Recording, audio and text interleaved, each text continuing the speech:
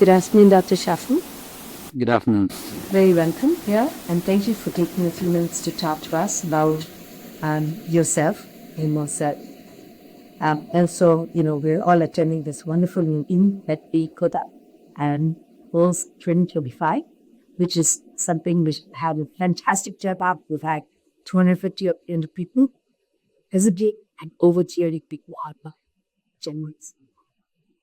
So I will wanted to take a few minutes here from my own information as well as for everyone who's to be able to watch this video to learn the next question. What was your journey around the focus?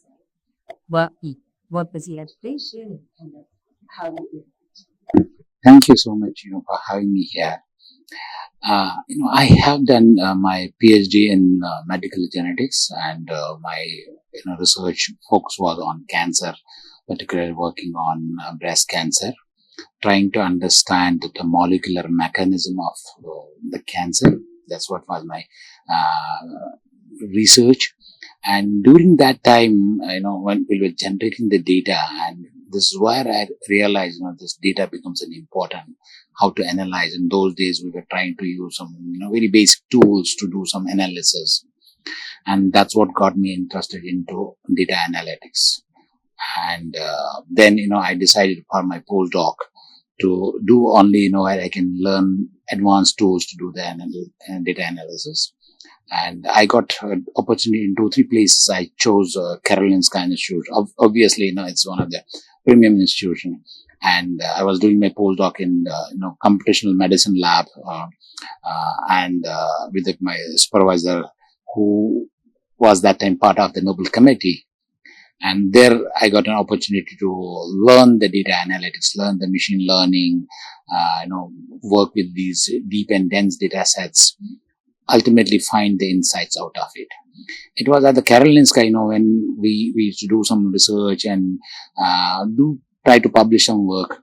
Then I realized that, it's not all about publishing the work. Whatever work you do is, it should get translated, and at the end, patients should get benefited out of it. And that's why I decided that then come back to India. And there was one startup company, I joined them. And they had a problem of, how to translate this product. And so there I tried to see if I can translate my research experience into products. That's how my journey began with cancer and into translating these research into products which at the end patients could benefit with.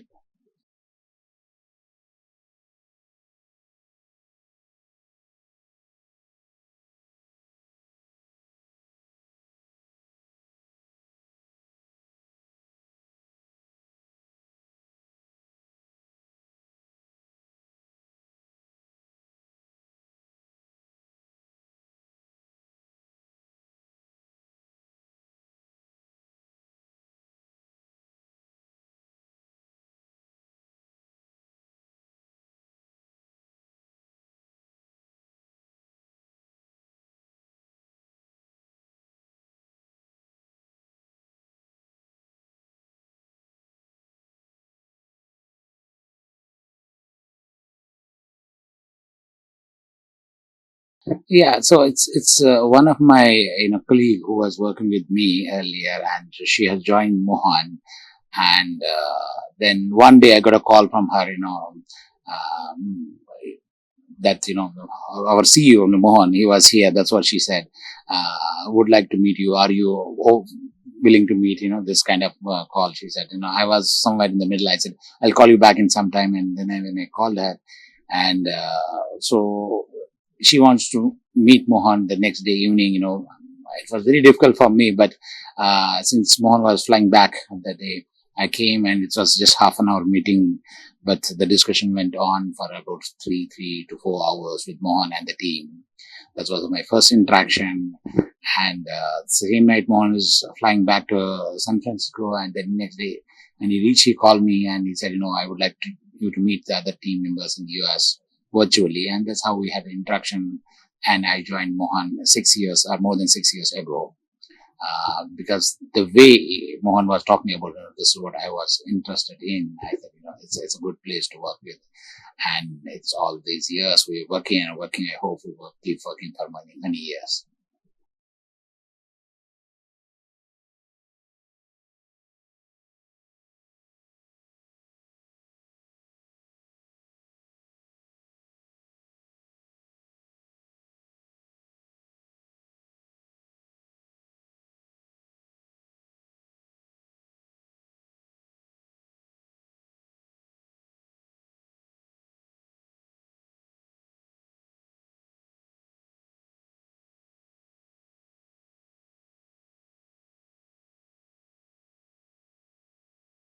I think that's very interesting.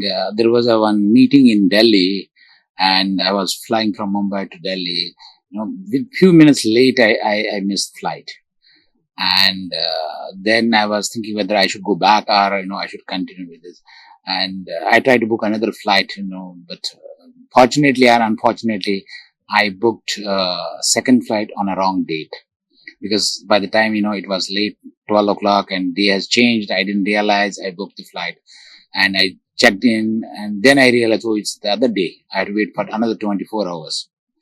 So then I thought, I had to come back. While coming out of the airport, they need reason, from the flight why you have not got it. So I was actually disappointed with these airline guys, and I don't want to go and ask them, come escort me till the gate. So then I decided to book another flight. Took up another flight, went Delhi. That's where I met Dr. Jayant Khandare, right? And I had heard about, his company, his innovations. So it was good to meet him. And then after meeting, I come back, I called Mohan. I said, I met this guy here in Delhi. We should meet them. So a few months back, Mohan came India, and we both went Pune. We met them. And the one thing which was very important, the Aravindan was, I was not knowing him. He was talking about the quality parameters, how we have done all the process. So in India, most of the people are not that concentrating on the quality parameters. I like that. And I told Mohan, see, this is what we have to build it. If we had to get into this, the first most important pillar is the quality. And if you provide quality products, and others will follow. And that's what we had a discussion, and we met Aravindan and Dr. Jayant, all four we met it, and then now.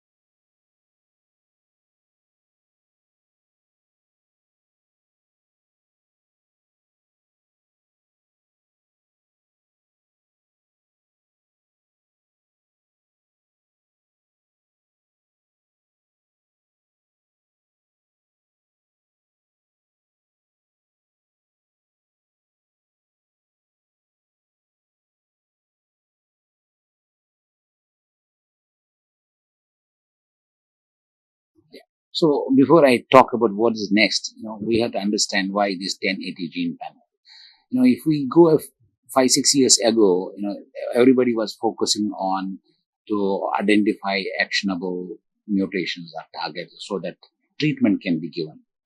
And we have mastered in that, and everybody does it very well. And what happens to next? You identify that actionable mutation, you treat patients, And then some of the patients develop resistance, they progress. And that was my question, why these patients progress despite having target and getting targeted therapies? There's something else. And as we look into the literature and we see now this is coming up in a lot more genes, mutations coming up and their role in resistant mechanism. So that's what we looked into. Let's look at the other side of the coin. The first side is actionability. The other side is resistance. So these both have to be taken care of. So that was one of the major reason for us to, go broad, make sure that, all those resistance signatures are incorporated there. Not only that, we also know that all cancer treatments comes with some sort of toxicity. So toxicity profiles, we know there are genes like, which are involved in absorption, distribution, metabolism, and excretion. That becomes a major reason for toxicity. How long the drug remains in the body leads to toxicity. How quickly the byproducts of drug are eliminated from the body reduce the toxicity. So it's all that the molecular mechanism involved in that. Right? So those genes also we made sure that they are part of it, so that we can give some kind of information, so that this can be avoided or it can be reduced. And then the molecular profiling has expanded beyond those single nucleotide mutations or amplification of fusions. Then the biomarkers like MSI, tumor mutation burden, loss of heterozygosity, and HRD, or even liquid biopsy, tumor fraction. So we wanted to give a comprehensive, broad picture, because if you have to get a decent understanding of a disease like cancer, which is very complex, you have to go more complex. So this is what we did it. And coming to your question, what next? As we understand the tumor is highly heterogeneous disease, we need to understand the heterogeneity. Everybody acknowledges it, but we are not able to understand it. Understanding that at a molecular level is very important. Not at one layer, because we have multiple molecular layers. We need to understand each and every layer. So we are now able to understand the molecular aspect of a single cell at the DNA level. And we are working now, next is we are working at the transcriptome level and integrating proteomics, and then integrate all these three together using artificial intelligence to get the insight for those patients, so that who are the patients who could do well or who could need further treatment, or prognostically you can predict these are the patients who could recur earlier versus those are the patients who may not recur. So that kind of technology is, we have to understand this one cell, which has a huge ocean of information in the form of these molecular layers, from DNA to RNA to proteins, mutations to methylations to expression to fusions to protein levels. It has to be captured, all of them, and it has to be integrated together. So that way, and then get a comprehensive insight out of it.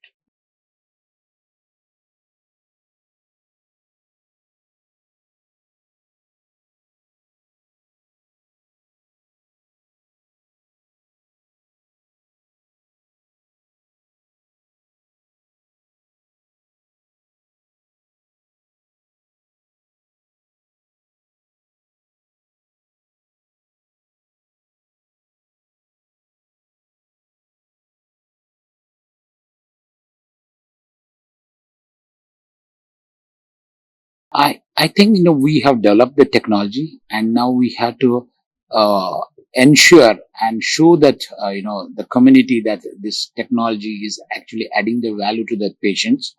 And as we see is the cancer in 5-6 years with 1Cell technology, possibly it will become a chronic disease, because you will be understanding each and every information at a single cell level, and then able to differentiate the patients, so that the right treatments at the right time can be taken based on